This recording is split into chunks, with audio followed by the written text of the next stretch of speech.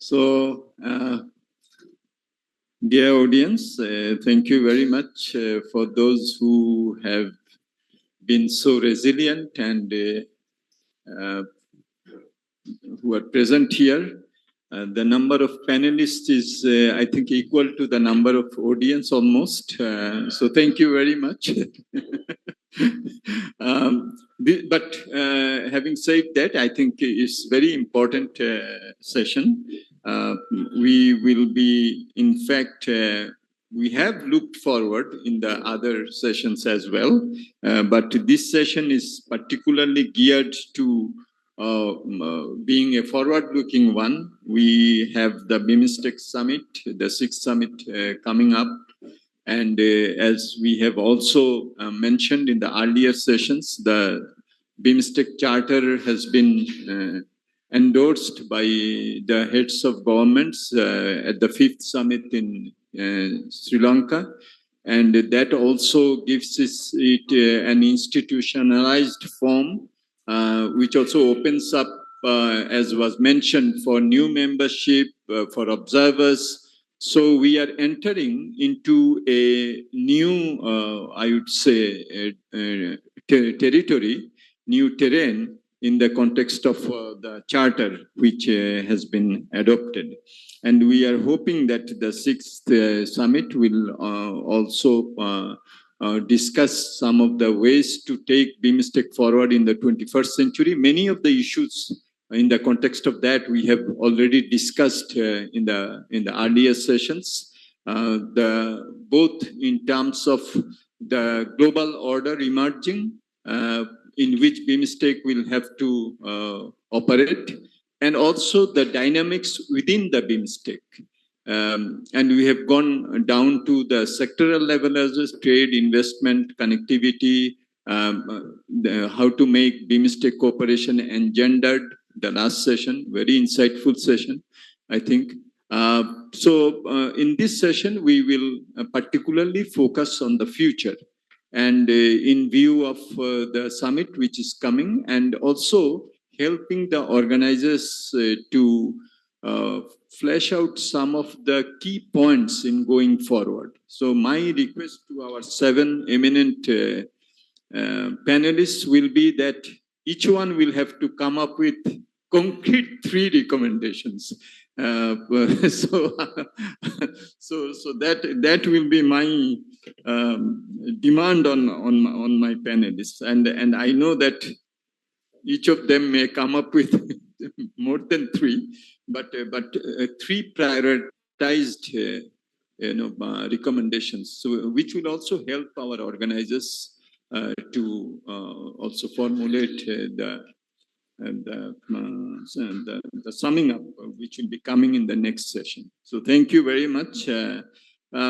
We have 7, as I said, panelists. One change has taken place. So instead of Assistant Professor Jia Ruth Sinthapan, we will have Assistant Professor Sinith Sermachip, Director, ASEAN Studies Center, Chulalongkorn University, Bangkok. You have heard her in various roles already, so you know her. Our second panelist will be Mr. Vijay Chetri, Senior Program Officer, the Asia Foundation, Nepal. Then we have Dr. Constantino Xavier, Senior Fellow, Center for Social and Economic Progress, CSEP, New Delhi, India. Then Mr. Kavi Chongkitanvorn, Senior Fellow, ISIS, Chulalongkorn University. Dr. Paresh Karel, Executive Director, SOTI, Kathmandu. Dr. Dayaratna Silva, Executive Director, Pathfinder Foundation, Sri Lanka. And Dr. Selim Raihan, obviously needs no introduction, Executive Director, SANEM, and one of the key and core organizers of this conference. So as you can see, you have heard them also in earlier sessions, so they will have to come up with something new. So that's the challenge. We have about 1.5 hours, so 1 hour 20 minutes perhaps I can give the panelists up to 8 to 10 minutes. We don't have a Q&A, I think we are good with time. Let me start with Professor Sinit Siramchip. You can, set the ball rolling, please.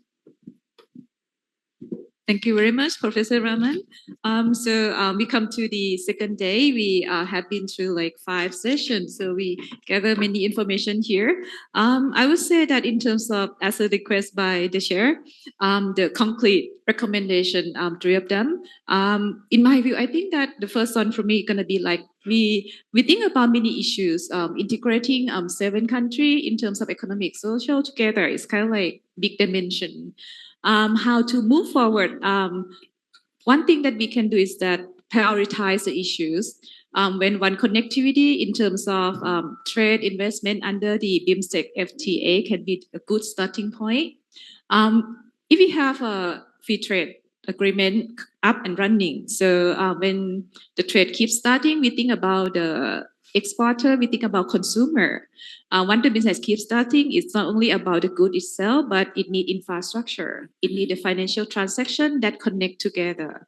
So I will see that in terms of trade and FTA, is one for many. Once it start coming, people from both sides of the India Ocean, think about South Asia and 2 countries in the Southeast Asia. We know each other more. From that one, it's not only about economic development, but in terms of getting to know each other. And that can be the starting point for how to think about what we should do first. The second point that I think is also important equally is about the institutional dimension. We discussing about the secretariat because that is people who drive.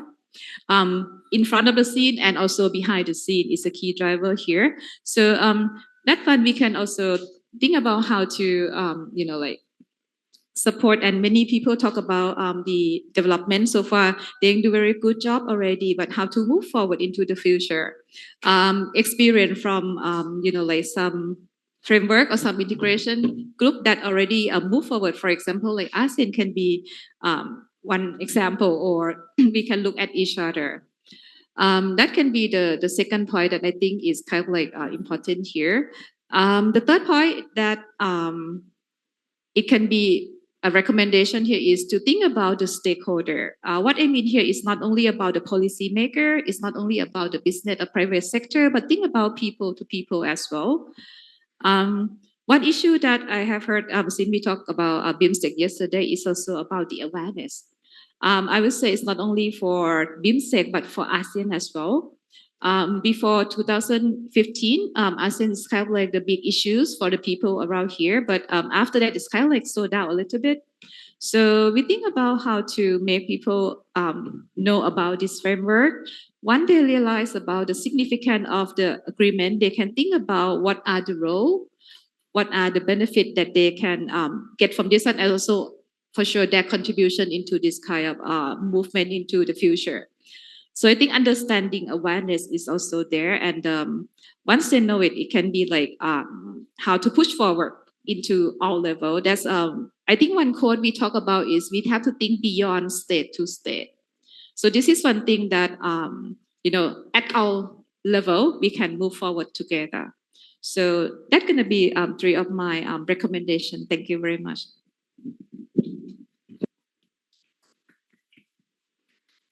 Thank you very much, Professor Sininath. I think very concrete recommendations and reinforces what we have discussed also earlier. One point is complementarity, which means that FTA will only be successful if we have the needed infrastructure and the financial architecture. That's very important. The other is the institutional dimension. Yesterday, I think Ambassador Nakandana mentioned that unlike UNESCAP, which is secretariat driven, BIMSTEC is member driven. And obviously, this will have to be kept in mind. So strengthening the institutional dimension of BIMSTEC is very important. The other is also very important, that it's the inclusivity aspect, which means that it's just not the policymakers, but the buy-in will also have to be from the non-state actors, and that's very important. So thank you very much for these three prioritized recommendations. Now, I will go along the lines what has been mentioned in the program. Mr. Bijay Chetri, please.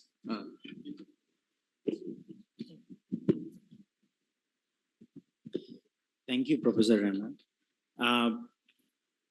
And thank you for organizer providing space.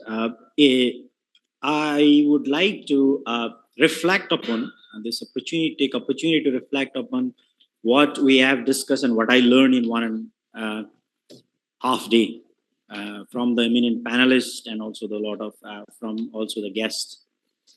That one thing that comes up, I think resonant, is that with this upcoming 6th BIMSTEC, after 27 years of long journey, it is looking for a departure. And that departure is from transactional relationship towards more transformational relationship, membership based towards more cultivating leadership, from agreements to more ownership, and more prescriptive towards more diagnostic, and more, not only plan, but to have also the strategy, and from negotiation towards more dialogue. And here I want to emphasize on the dialogue, because where I am working in international, the Asia Foundation, it has a 20 years experience of conducting dialogue in Nepal. And Nepal really transformed one of the regions because it had a very violent past because of the dialogue.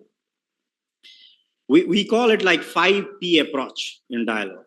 One is and I think that's also important to have for the regional level development. We have a different stakeholder. So the first P is a people. People's not only citizens, but also it's all multi-stakeholders. And it's always a multi-layer. So involving multi-stakeholders and multi-layers is important, not only a head of a state or ministers or government officials. That's the first P. Second is process is also important. Yesterday, one of our distinguished panelists said that we need pilot project, rather than having a big master's plan. And it's important because of connectivity and today's connectivity, like innovation is more important than scale. So I think we need to have a different process that need to be followed. Maybe we need more phase-wise or step-wise process rather than having coming into the agreement. We need to first create more enabling environment. Third one is power. Yesterday we talked about the multipolar and bipolar world globally, but even within a nations, there are different power stakeholders. Private sectors, civil society. We need to also consider them while we're discussing and dialoguing, talking about the regional development at the BIMSTEC level. And fifth P is about the policy. And a lot of things are not going towards what we want to achieve because of the policy vacuum. And when I'm talking about the policy, it's not only the policy at the formal level, but also in informal level. Like non-tariff barriers is maybe one of the regions. And a lot of, until we don't have maybe the mobility of the people, maybe our agreements, what we are coming up, could not be implemented. So these things need to be considered when we go for the 6th BIMSTEC summit. Thank you.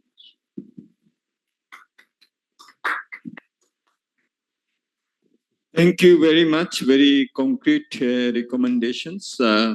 Yes, transactional versus transformational. In the last session also, I think it was mentioned by Professor Sutipan that it should not be transactional. That's very, very important because if it is transactional, we don't then look into the, for example, environmental aspects and other underlying dangers and risks that are there. So it has to be transformation at the center. The second is that when we do recommend, it should be more prescriptive rather than diagnostic. I think diagnostics we have a clear idea, but what should be done should be at the center. I think that's very important. And your emphasis on dialogues and Nepal's experience, the 5 Ps, is also very important. I'd just like to add to that is that when you talk about various powers and state and non-state actors, I think the young people and inclusion of the young people in the dialogue becomes very important. I think that they are the future. They will take the BIMSTEC forward. So I think how to really raise awareness. And Surat was mentioning about that last year he gave 15 lectures to various groups, including students. I think that is how you ignite the interest of the young people in BIMSTEC. I think this is very, very, very important, bringing young people into the discourse. So thank you very much, Mr. Chetri. Now, Dr. Constantino Xavier, I would like also, you have yesterday given us a number of recommendations already, but maybe oversleep, you have thought about additional 3 recommendations which you may like to share with us. Thank you, Professor. Oversleep, I've reduced from 6 to 3 under your instructions. So number 1, and I'm sounding like a parrot, but I want to be a parrot, and I follow Professor Sinat's also voice on this, and what I said yesterday, and what I said 7 years ago, and what we all have been saying is institutional capacity. So maybe we can today agree to some factor of X of increasing the budget to the BIMSTEC Secretariat. It is limited, but let it not be used. But I'm sure that the people at the BIMSTEC Secretariat will find ways to use it. Let's trust them. Let's endow them. So maybe double, treble, I don't know, but anything more would be very important to support the Secretariat, which is the only institutional manifestation of what we are speaking, BIMSTEC. BIMSTEC is not the region. BIMSTEC is one way to achieve regional integration. There are many ways. There are bilateral, quadrilateral, multilateral initiatives that are all trying to correct this integration gap between South and Southeast Asia. BIMSTEC is one of them. If we are serious about this track, then we must endow that track through the institution and the organization with people, and that requires funds. And I gave some more specific ideas yesterday. That's number 1. Number 2, on the economics, I leave it to our economist friends here to decide whether broader FTA, shallower FTA, economic partnership, trade, investments. I'm sure you all have different views. We had some discussion about that yesterday. Instead, I would look at recommending that every country in September takes a political commitment to look at the ADB Master Plan for Connectivity that was prepared for BIMSTEC, which has 100+ projects, flagship projects, and chooses maybe 1 or 2 and commits to finalizing those. 1 year, 2 years, anything. There are so many projects. I've spoken to many people in the ADB that tell me that everything is there. The templates of how these projects should be financed are there. The financing is also there. It's a problem of political commitment within member countries to drive these projects through. So maybe the next summit, it would be important that every leader comes to that table, whenever that is, say 2 years from now, and says we have completed 1 project, 1 flagship project in our respective country. If we do that, we will have 7 projects in this region that will be enablers and catalysts towards regional integration. And you can guess my view on this. I think it's less a trade issue and a duty issue and a tariff issue. A lot of the issues can be transformed by just building the basic multimodal infrastructure across rivers, roads, ports, air in this region. People will see the benefits of that, and naturally they will then push the political establishment for further integration. So let's begin that through this infrastructure investment and make that political commitment towards one project per country or two or more. I mean, countries are free to make higher commitments. Maybe India could do 3 or 4 or more. Last suggestions on the security track. As I mentioned yesterday, it's very difficult to develop connectivity, infrastructure, economic growth without basic political and security conditions and stability. The biggest challenge is next door between us. I'm coming from Delhi, we are in Bangkok in Myanmar. We saw yesterday the Deputy Prime Minister of Myanmar, Foreign Minister, the Foreign Minister of India, and the Foreign Minister of Thailand meeting in a trilateral, which was very important, discussing the situation of conflict and stability. If you see the statement, it is very clear, saying that we cannot grow together unless we solve the basic political conditions and crises that many are facing in the region, Myanmar in concrete. So I would recommend that the security track that India is leading currently has 3 subsectors: counterterrorism, energy, and disaster management. All very good, a lot of progress on these 3, but all 3 are a little bit negative. Counterterrorism is to counter extremism, energy security is to find ways of resilience in terms of energy, disaster management is responding again to something negative, a disaster. I would recommend a strong focus on human and economic security. And I've laid out yesterday a few more concrete examples how that looked like. But let's think about broader economic, developmental, and human political security in order to grow together. Thank you. Thank you. Thank you very much, Dr. Xavier. I think very concrete 3 recommendations. Obviously, this was also highlighted yesterday that we need a strong BIMSTEC institution, BIMSTEC Secretariat. India has come up with $1 million, but that's very good. I remember that when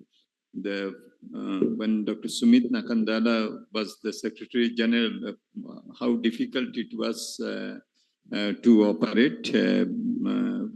And we have, as coming from Bangladesh, we have a special interest. Is the first intergovernmental, entity which has been established in Dhaka, and we are very proud of that as the Secretariat. But obviously, we need to do more.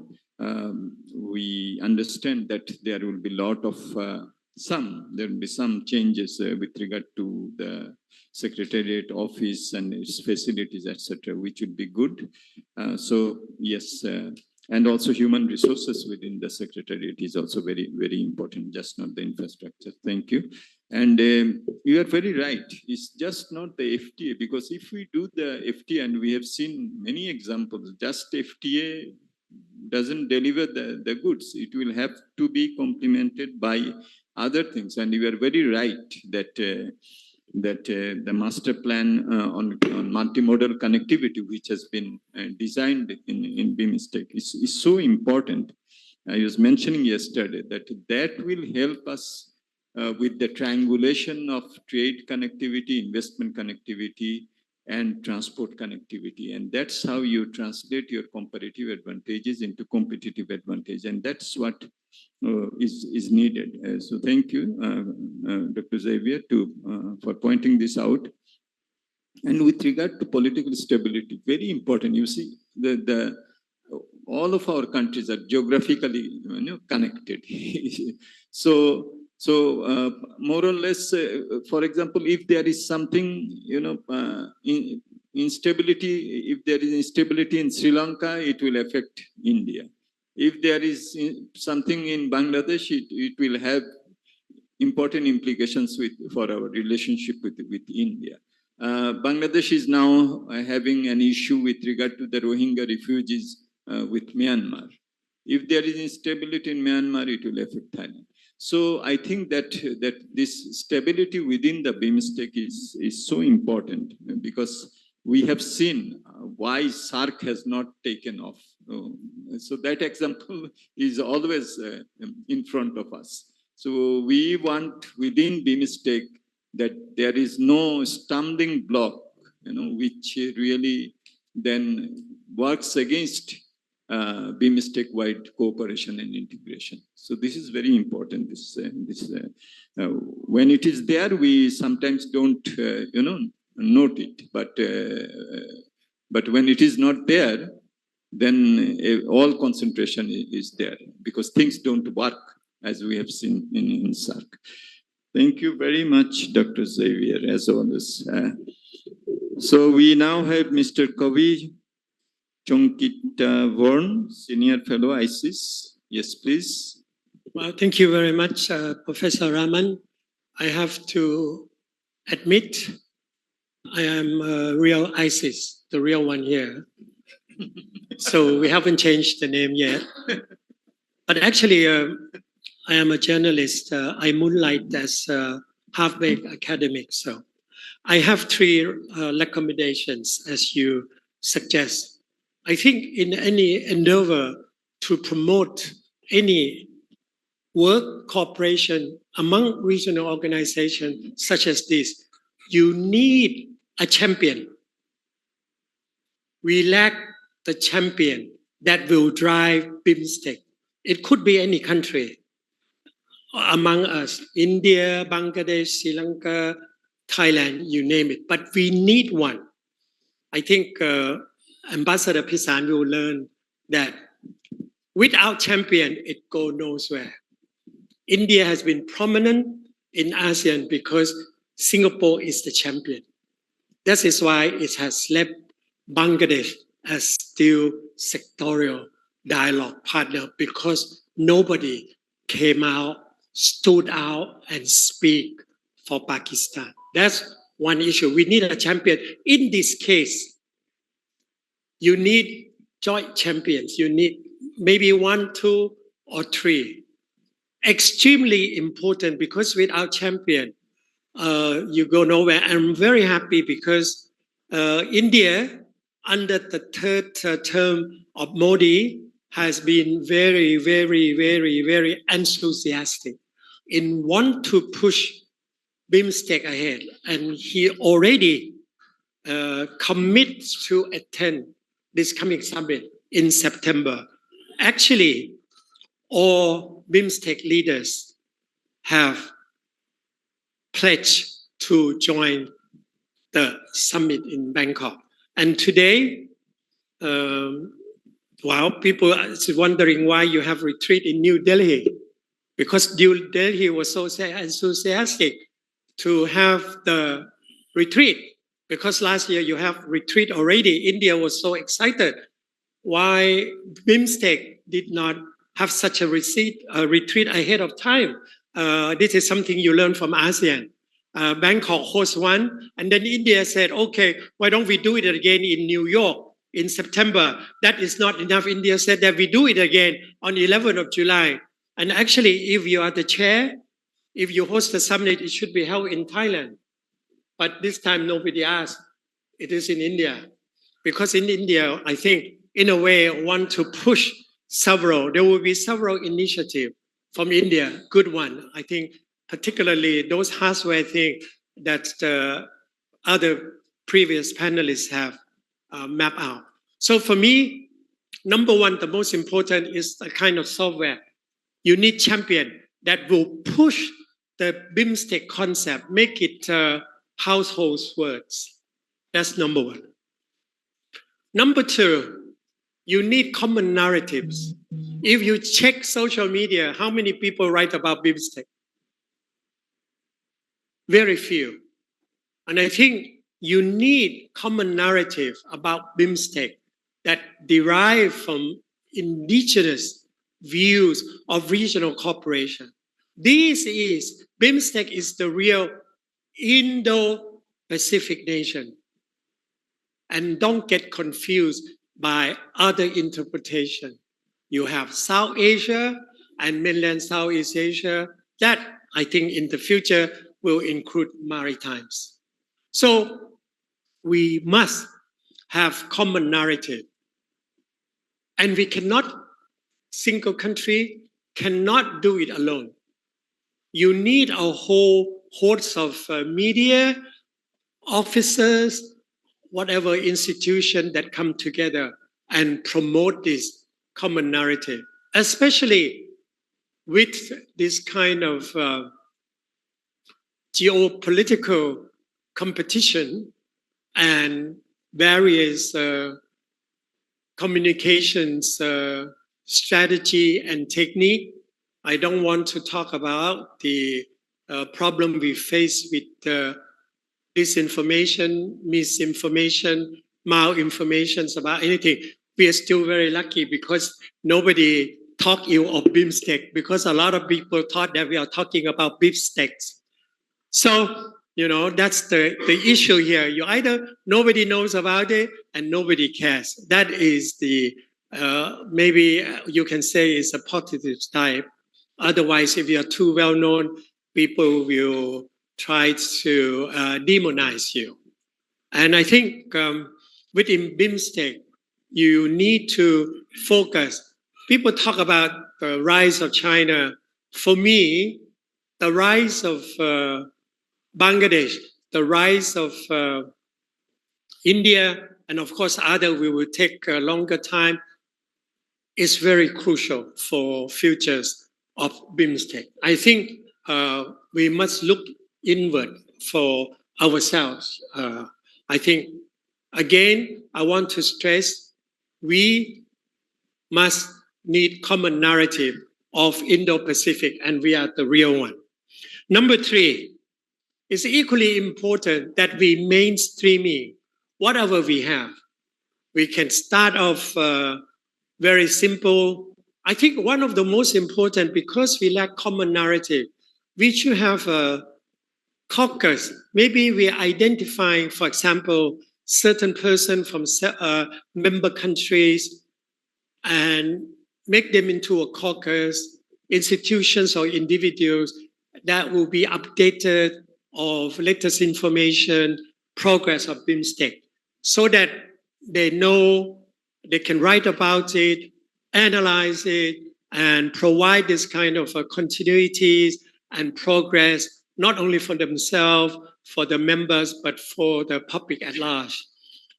I think this is one of the most effective way to disseminate information of any organization. I have been writing about ASEAN for a long time, over 3 decades, and a lot of people still don't know much about ASEAN. Every time I write about ASEAN, and I wrote ASEAN, some silly foreign editor would say, "Oh, Kovi, you're a stupid idiot, you make mistake again. It should be Asian, not ASEAN." So that's the problem. So you see, you need to control the narrative and mainstreaming. That is why you need this kind of caucus from our own Indo-Pacific to understand our ground situation. It's very important you have individual that we know and update, keep in touch, so that they can constantly write about, not whenever you have summit coming, then people start to write about. And for whatever, for Buddha's sake, for anybody's sake, whenever there is a big meeting, the so-called wise service will dominate the discourse. Then they will say, BIMSTEC will aim at counter China influence. No, we are not counter China influence. We have the summit. We want to consolidate our own. We want to make progress on our 7th sector. We want to move forward our connectivity. We are not going to against anyone. We want to do this for ourselves. But every time there is a summit, the whole idea would be dominated and stolen by the wide service. That is why we need constant build up of argument, of narrative. We need to mainstreaming our activity. And also somebody mentioned about awareness that is not important. not among the academic, but amongst the, I mean, of course, journalists. I check the Google, easily. You don't see much South Asian name at all. I saw my name. My name is Kuyi. It means poet. But I should be rich and prosperous, but I'm penniless. Yeah. So what should I say? So these three recommendations is software, but I think if we can do it, BIMSTEC will move forward and escape what we call middle income trap. I'm just use it, try to identify that we really have a big trap here. Thank you. Bothu acha hai, shukriya.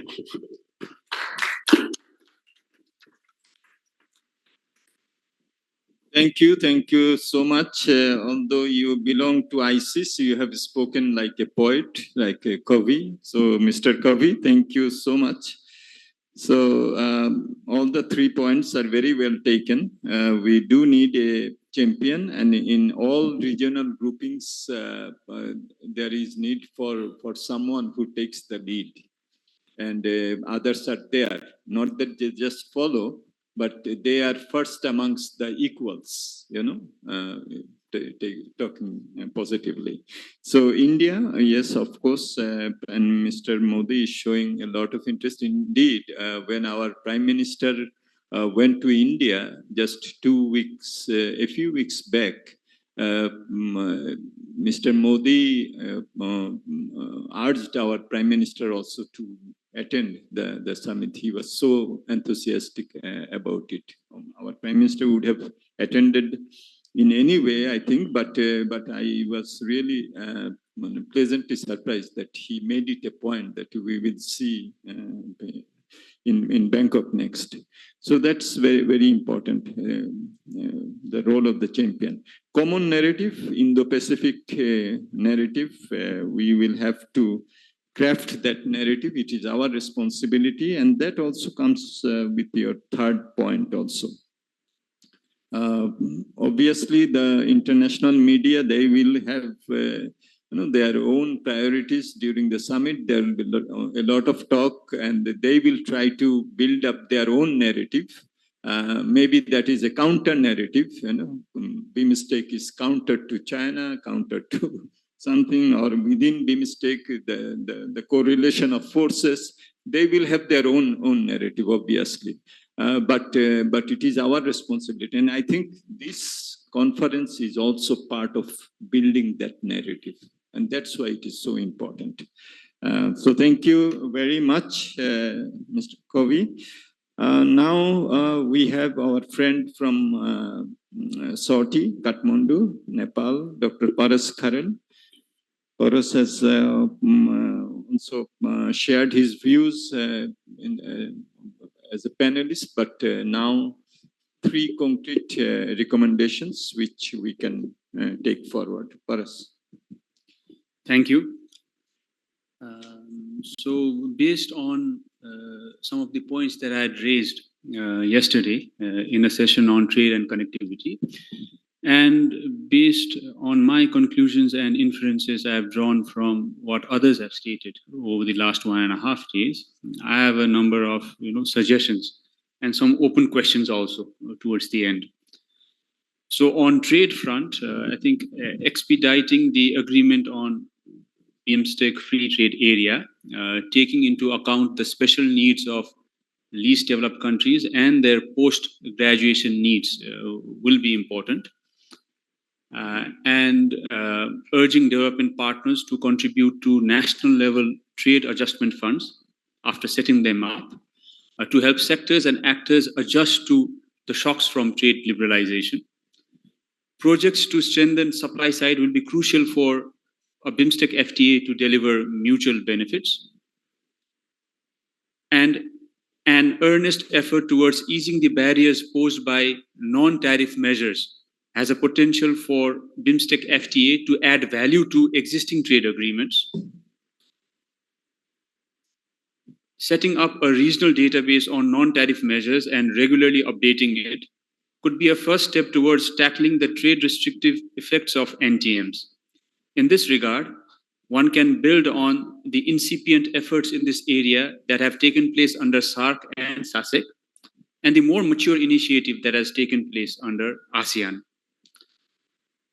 Commission a study to help determine the possible scope of regional cooperation on digitalization and digital trade, because this is still a new area. On connectivity, dedicate adequate resources to a select few projects under BIMSTEC Master Plan on Transport Connectivity. Make inspiring examples out of them. Complement the master plan with a conceptualization of a region-wide transit agreement. Embrace a comprehensive approach to transit connectivity, especially in recognition of the needs of landlocked countries, a feature of which must be enabling access to alternative ports, not just those along the coastlines abutting the Bay of Bengal. After all, entire nations, not just specific geographies within nations, are BIMSTEC member states. The BIMSTEC Trade Facilitation Strategic Framework 2030 provides for a midterm review in 2025, which is around the corner. Conduct periodic studies involving business process analysis, showing the time and cost along major segments of important corridors in order to benchmark, track progress, and assess the impacts of trade facilitation measures and infrastructure. Engage with the Asian Development Bank, the World Bank, the Asian Infrastructure Investment Bank, and the New Development Bank, as well as countries with which BIMSTEC member states have deep trade and investment ties, and which are interested to contribute to the region in order to harness their technical and financial resources. On the front of secretariat and governance, increase the frequency of committee-level meetings, because at the end of the day, it is these committees that decide. Substantially increase funds for the secretariat, expand staff size, and hire technical hands. Now, finally, just three brief, open issues and questions. A supposed lacuna in the SARC process was that its bodies were staffed and steered by officials or career bureaucrats, for whom a stint at the secretariat is a continuance of national level policy agendas, approaches, and practices. So one question that's often raised is, BIMSTEC any different? A counter question is, was it a fair criticism in the first place? What was the critical reason behind the poor delivery of SARC? Or should we explore the proposition made by Dr. Xavier yesterday, though I don't think he mentioned it today, that a research institution be set up as a subsidiary to BIMSTEC to provide Secretariat with the requisite technical inputs? Because after all, we need technocrats as well as bureaucrats to take this forward. Second point is, it has become de rigueur standard to attribute the tardy progress in SARC to lack of political will. Right? Now, the lack of political will is usually linked to the ever tense ties between two members there. BIMSTEC does not have the baggage of those relationships, right? Because this is a new institution. Now, if initiatives and activities on the BIMSTEC also move at a glacial speed, then we'll have to search for fresh reasons behind the lack of political will.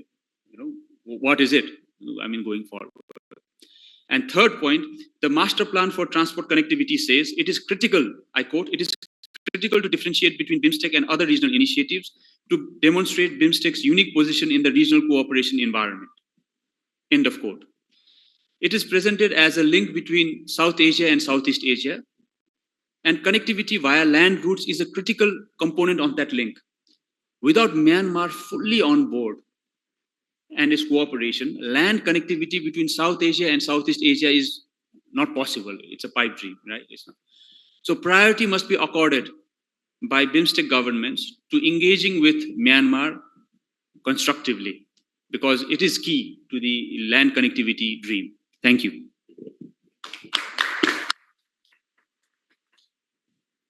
Thank you, Paras, for those suggestions. Perhaps more than three, but all well taken.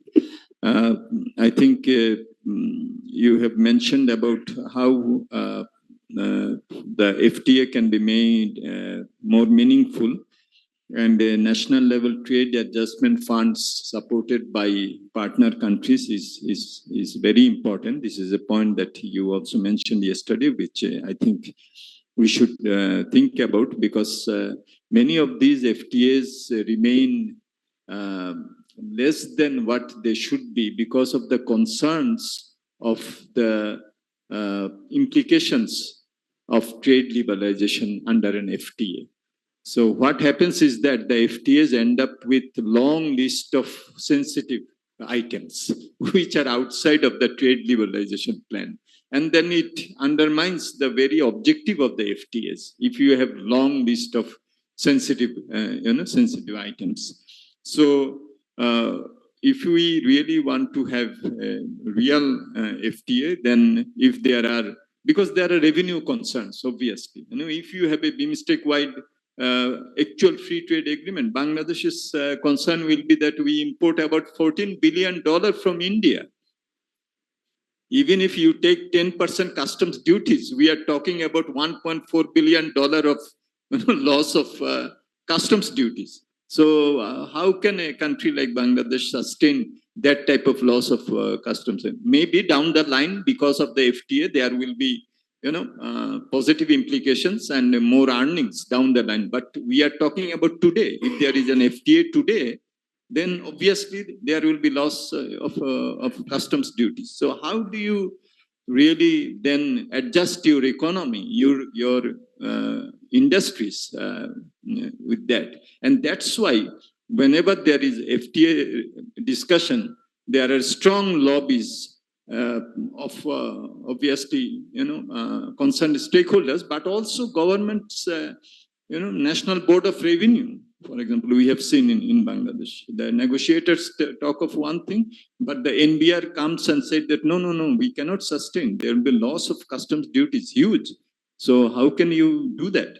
So I think this is very important. With regard to the NTBs, also non-tariff measures, NTMs, in the context of SARCs, Dr. Selim Rahan has done a seminal work identifying all types of NTMs. I think that can also help because many of the SARC countries are also BIMSTEC countries. So I think that is also very important. Updating the NTM lists is important. So Selim, you may think about that.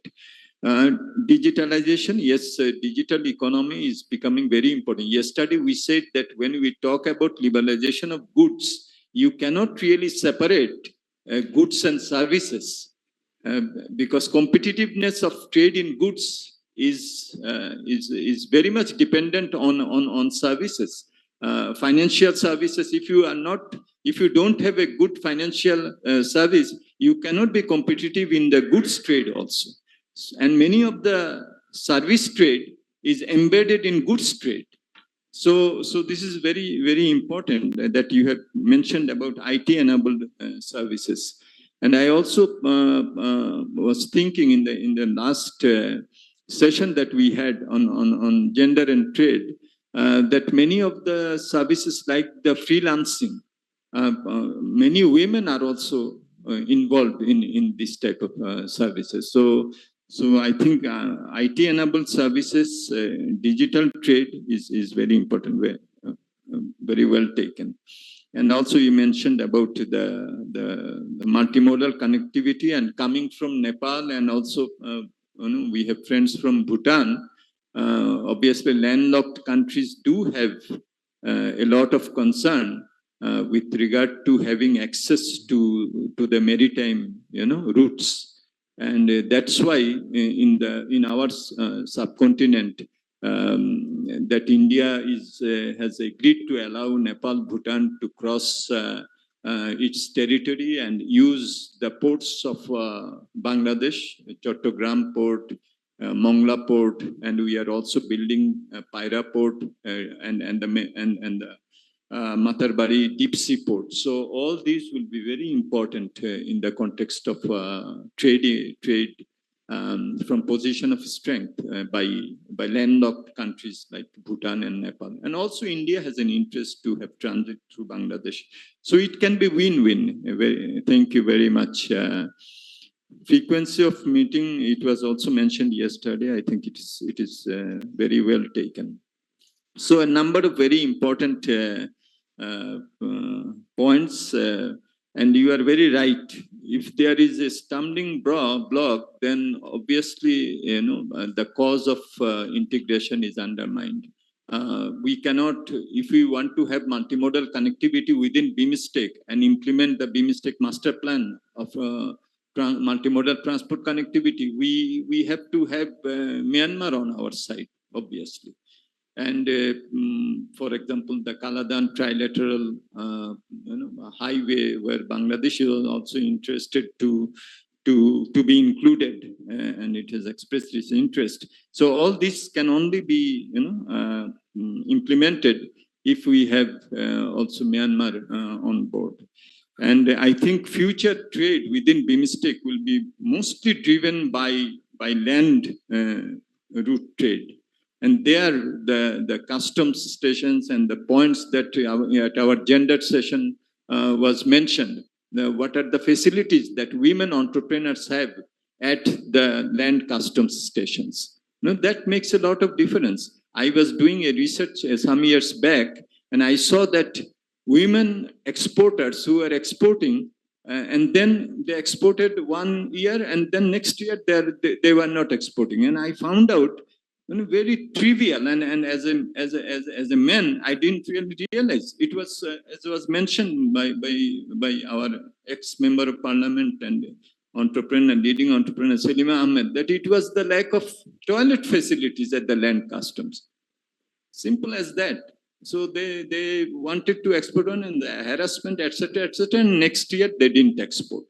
So land customs stations will become very important if we implement the multimodal connectivity. And there, whether we can have some standardized facilities for women, that can also be one recommendation, I think. So thank you very much, Parash. I think all points are very important. Okay, now we have Dr. Dayaratna Silva. So coming from Sri Lanka, he will definitely bring in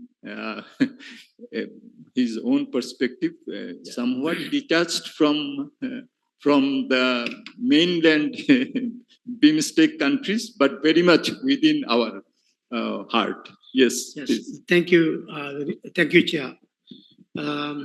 First, let me thank Professor Sanem and Chulalongkorn University for inviting for this important dialogue ahead of the 6th BIMSTEC summit. I think at this session we are tasked with to come up with some concrete suggestions. I think last night I was sitting in your dinner table. I read your mind, and I knew that you are going to ask three suggestions. Questions were out. Anyway, I think during the 1.5 days deliberation, we had a rich, insightful, lively debate, and also previous speakers at this session presented number of significant policy recommendations. I have chosen to highlight 3 critical subject areas to be considered as policy recommendations. First is a simple one, but on a complex subject, the need for creating a digital transformation strategy for BIMSTEC countries. Second is more practical project proposal to establish an arbitration center for Bay of Bengal countries. Third is already discussed, is the mainstreaming gender in BIMSTEC trade policies. I think last session, this gender issue was discussed only by women. Why not? Men also should talk about it. Chair, with your, Professor Raman, with your permission, I need to elaborate these 3 proposals. Digital transformation strategy. As we all know, since its inception, BIMSTEC members have identified technology as one of the priority sectors for cooperation. Today morning, Professor Sutipan emphasized need for digitalization and technology is going towards AI transformation. It is one of the technology is one of the key pillars of the BIMSTEC mandate. Across the globe, the rapid advancement of technology and digital revolution have profoundly transformed economies, fostering higher level of economic development. All countries are navigating digital transformation as part of this global shift, leveraging technologies from the fourth industrial revolution. The fourth industrial revolution has completely transformed the way economies operate and interact with each other.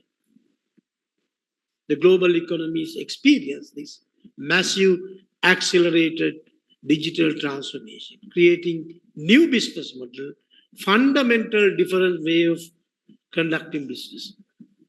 In response to this global trend, other various regional groupings have adopted clear strategies, policies, framework for digital transformation. For instance, European Union Digital Decade Policy Program is a visionary roadmap aimed at fostering the human-centered, sustainable, prosperous digital future. Similarly, ASEAN, we talk very much about the ASEAN on a number of subjects, is to establish Digital Economic Framework Agreement, DEFA. I think negotiations are underway, a legally binding initiative encompassing comprehensive digital strategies from data movement to the digital payment, e-commerce, and cyber resilience. Now, however, we don't have in the BIMSTEC clear strategy. Although there are digital transformation initiatives at national level, country level, but they have not been coordinated regional framework or strategy. Give example, Sri Lanka has a national digital strategy for 2030. India launched Digital India Initiative 2015. Bangladesh also Smart Bangladesh 2041.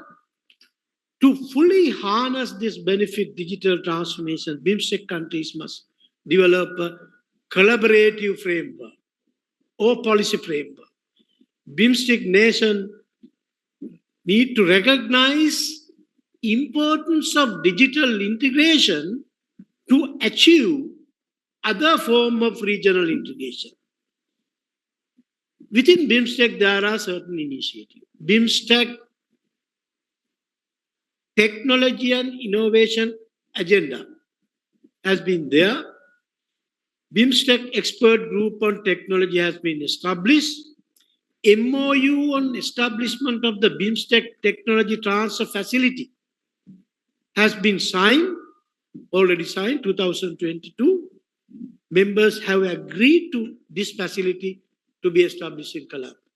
I think these efforts within the BIMSTEC existing setup undoubtedly useful, but not enough to strengthen the regional digital integration process across BIMSTEC countries. It requires a strategic, holistic, coordinated approach for inclusive and accelerated digital transformation across the region.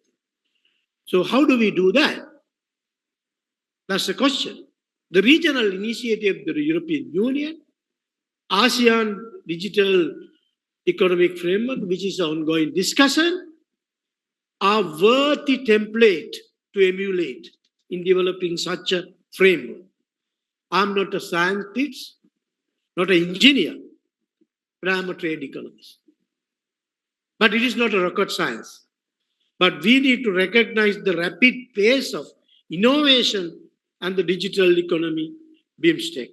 So I'm not going to elaborate more to yesterday and today. Importance of the digital trade was greatly emphasized.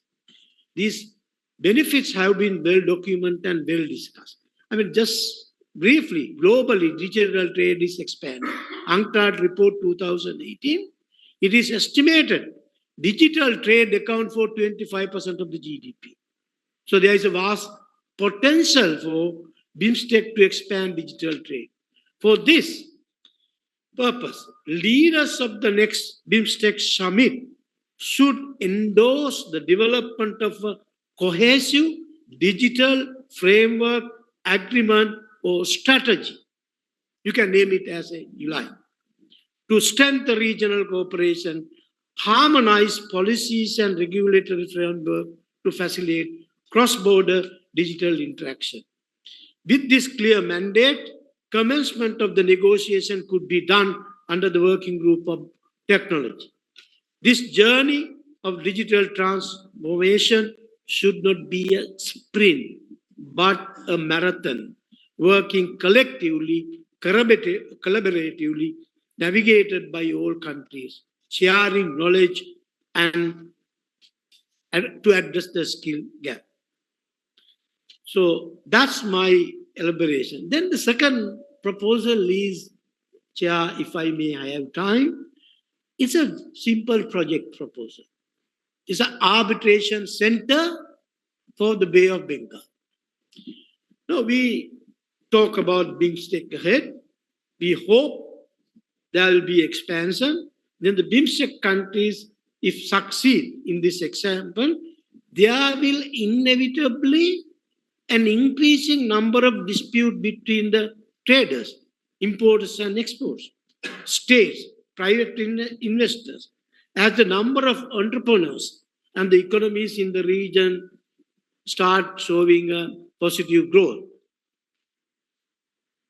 Except these conventional barriers we talk about in international trade, such as tariff, NTBs, foreign exchange control, trade discrimination, custom matters, red tape. Another aspect is there are commercial disputes between the parties involving international trade. They are rarely addressed as a barrier to the expansion of the international trade in the Bay of Bengal. Majority of the SME-sized industries engaging cross-border transactions in the region are exposed to commercial risk and disagreement with their suppliers and buyers situated in other countries and place high risk position in terms of litigation and losses of both aspects. So this inevitable expansion of international trade could be hindered due to these commercial controversies. So resolving commercial dispute through litigation process as one of the parties to the dispute could do bitter experience, costly method. Moreover, the degree of the faith of the trustworthiness in the process could be as the questionable and unfair advantage to one party who could enjoy, I don't want to say this, but certain home court comfort.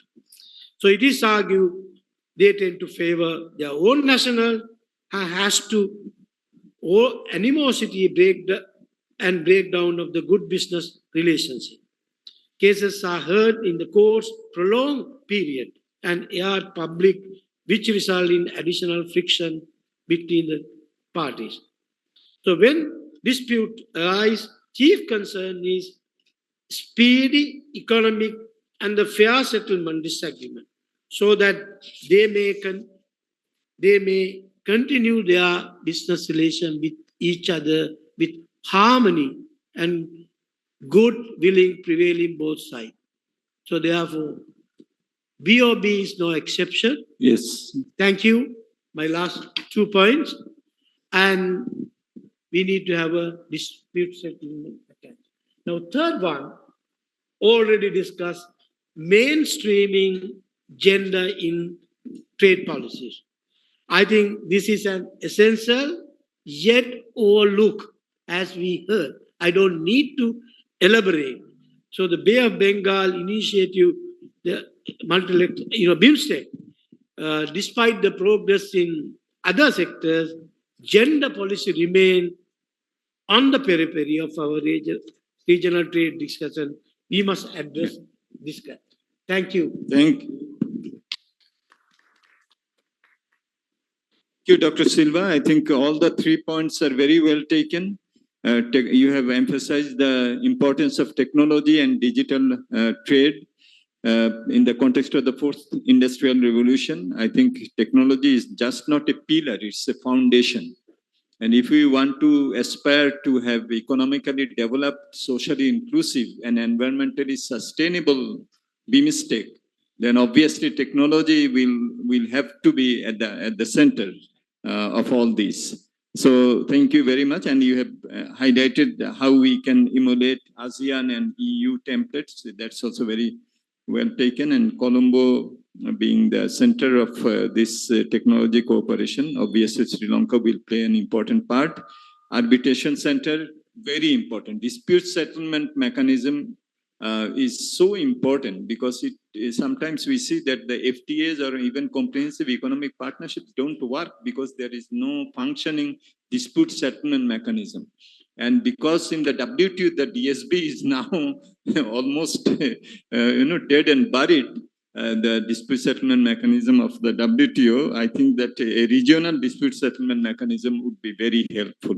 So, and there will be disputes, commercial disputes, trade disputes, one country imposing countervailing duties or anti-dumping duties on other. These are the trade practices. The point is how to then, respond and settle. So these should be taken in that spirit. And mainstreaming gender issues, obviously, very important. And we had a dedicated session, in fact, last session with regard to that. Now I will bring our final speaker, someone who Mr. Kavi was mentioning about champions. And he mentioned, I think, champion countries or champion heads of governments. But there can also be champions amongst the intellectuals who drive the process. So if you ask me, two of the champions, I would say Dr. Surat and Dr. Selim Raihan are the champions of driving from the intellectual side of it. And this conference itself also bears testimony to that. And so it's my pleasure to bring in Selim. Selim, obviously, and in our region, obviously, he is one of the leading lights, and through his intellectual contributions, research, and also in terms of organizing this type of events, he is pushing the BIMSTEC agenda forward. So Selim, your 3 recommendations will be defining in that sense. Thank you, sir. I think there are many champions in this room. It's not only me, and which includes you too. So, and that's why I think a program like this has brought us success. I'm quite sure that most of you, or probably all of you, will agree with me that for the last 2 days, the kind of discussion what we had was a great success. And I also need to mention another champion, Dr. Probit there. He is the champion in this region. So it's not only driving. When you talk about Probit, I think in South Asia, he is more the champion. So you may need to add a champion of the champions, maybe. Okay. So, but Honorable Chair, 6 speakers spoke before me. Each spoke for 3 suggestions, 3 multiplied by 6, 18. And actually, Paras studied hard. He spoke 9. He gave 9 recommendations. So 24 recommendations. Then after that, I don't really find anything to add. so it's very difficult for me. So, but what I think that 3 points probably. One is that, of course, I think this year, the summit, I think it's a great opportunity for the BIMSTEC leaders to show us something that they want to depart from the past way of the cooperation, and the kind of world order or the challenges, new challenges, they really want to take up these challenges and show us something different. So that kind of something, I think it's a great opportunity for the BIMSTEC to have a fresh look as what we remember in the very first day, yesterday, the very first session, we talk about taking a very fresh look. So this is something probably important. So we would really look at this summit probably more closely than any time before, ever. So that, what is really, what are these leaders doing in this summit? And what are the kind of outcome we should be coming out? So this is something probably a very close look would be there in the BIMSTEC summit. So this is the first point. Second one, I thought that demonstrating meaningful political commitment is very important. We talked about political will and other things, but how do you really demonstrate it? This is also very important. You can have a will, but you don't really express the will. That doesn't really make much sense.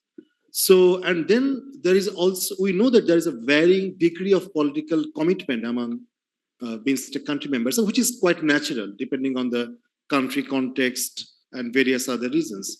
But there is a need for synchronization of this political commitment too. So in that context, 7 countries, they have 7 sector responsibilities. Why don't you have annual progress report on this cooperation? So who will take the lead? Will the BIMSTEC Secretariat take the lead to come up with a progress report on the cooperation, the 7 sector priority areas? I think that will actually make some visible, visibility to the progress. And also we can see that which country is doing better than which one, or which sector is doing better than which sector. So this is something probably we can also look at this. My third point is, I think over the last 2 days, we talked about so many things, and these are extremely important, but what really lacked, I think, the implementation of so far what have been agreed at the BIMSTEC level. So implementation. I think these are the things which the BIMSTEC Secretariat can really emphasize and can really carry the message to the leaders of the countries that whatever you have agreed, especially one very concrete thing which we have in front of us is that BIMSTEC master plan on the connectivity. How do you really make it operationalized? So this is something probably which would be extremely important to make it materialized and to implement. And then we talked about the FTAs and various other things. I don't really want to repeat those, but I think these are extremely important. One thing came up. I'll just finish by saying that on this, the NTM one, Sari also talked about that non-tariff measures database, which is very important in regional trade now. And there was an initiative by Asian Development Bank, and I was actually leading that team. And a very comprehensive study was done for the SASEC countries. You know that SASEC includes Maldives also, whereas it's not Myanmar or Thailand is not there. The 6 South Asian countries, we developed a very comprehensive database of the NTMs at the 6-digit HS code level, the bilateral trade among these SASEC countries. Very comprehensive. ITC, they also provided some technical support because the ITC, they also have NTM database. So we had a kind of very deep engagement with the ITC to come up with this database. But the problem lies elsewhere. The problem was that I don't want to mention the name of the countries, but when it came to the point of publishing the reports, we found that there was not a kind of equal interest from the countries to publish their country reports, because the country reports through the ADB, it required endorsement from the government. So there were a couple of countries who the government were not really eager to endorse the reports. So there I see a real challenge that, we talk about this NTM website, we talk about NTM database, NTM portal, but unfortunately, if you leave it to any particular country or you leave it to the country level, then there you may not see that kind of right kind of reporting of those NTMs. So in that case, something beyond that country level, I think the BIMSTEC Secretariat can take the lead to host this NTM database where you don't really see the conflict of any country in country's interest. So I'll stop here, sir, and I think I'm really thankful to the panels because I think some very concrete suggestions really came out, and we will add these things in our Bangkok Declaration. Thank you.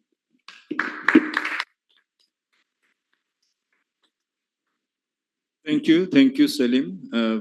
I think all points are very well taken.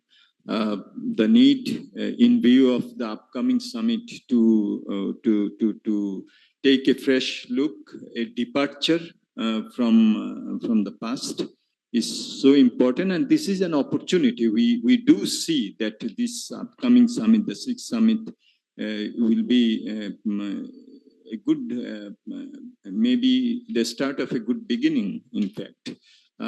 We are seeing very positive signs from the heads of government. So hopefully, in view of the evolving global, architecture that are emerging, and we have discussed many of those, I think that will also push our leaders to have the fresh look that Salim mentioned about, and to take the BIMSTEC forward in future. Political will and commitment, how we do that. You have also mentioned about the annual progress report on the cooperation. So that can also stimulate the political leaders with regard to what are the lacuna, what are the progress. Whether Secretariat is the best or the country which has been entrusted with a particular sector, they should prepare that report. I don't know, but it can be a collaboration as well.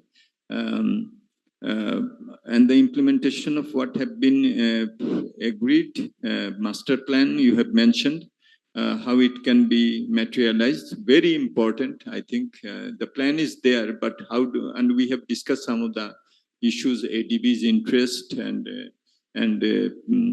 the lost opportunities also we have someone pointed out.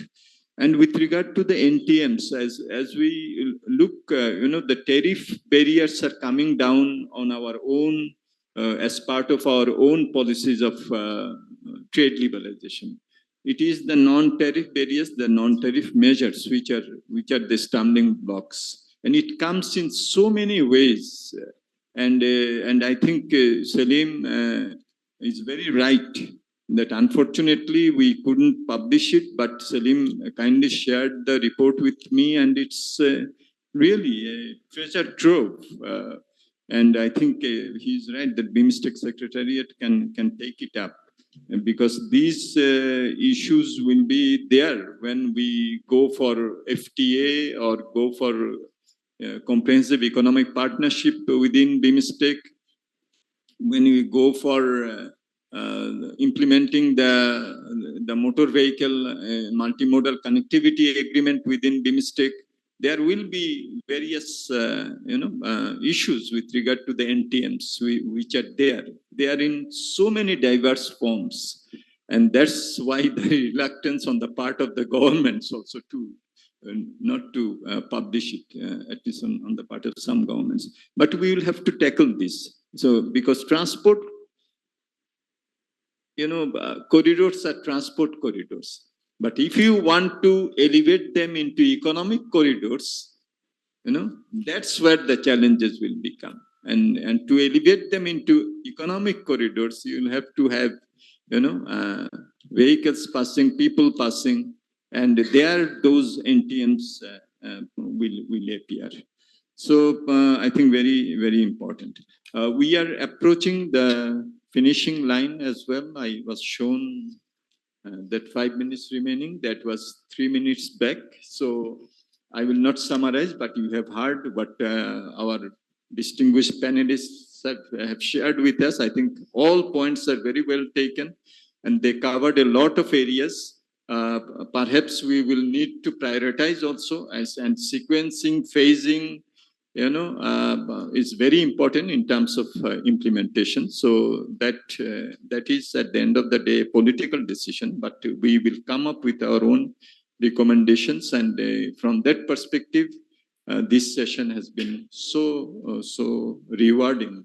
And so on behalf of all of you, I would like to thank our panelists, and you have been so good audience. On behalf of the panelists, I would also like to thank you.